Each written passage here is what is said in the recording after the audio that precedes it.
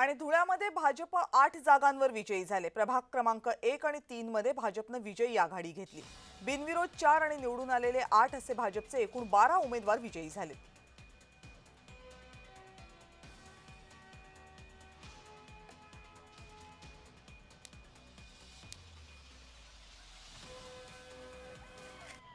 ही धुळ्यामधली दृश्य आहेत। धुळ्यामध्ये भाजपला चांगलं यश मिळाले।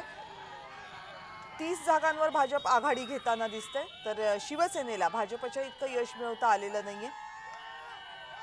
उत्तर महाराष्ट्रामधल्या नाशिक जळगाव नंतर धुळ्यामध्ये सुद्धा भाजपला चांगलं यश मिळताना दिसते। जळगावमध्ये भाजप 46 जागांवर आघाडीवर आहे। धुळ्यामध्ये भाजप 30 जागांवर आघाडीवर आहे।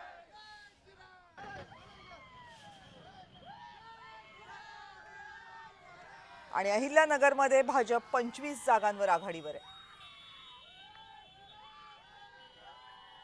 जळगाव आणि नाशिकची लढाई ही भाजपसाठी उत्तर महाराष्ट्रामधली महत्त्वाची लढाई होती आणि या दोनही ठिकाणी भाजपने आघाडी घेतलेली आहे। याशिवाय धुळे अहिल्यानगरमध्ये सुद्धा भाजपला चांगलं यश मिळताना दिसते। धुळ्यामध्ये आणखी काही जागा जर भाजपला मिळू शकल्या असता तर कदाचित बहुमताचा आकडा गाठणं सुद्धा फारसं कठीण गेलं नसतं।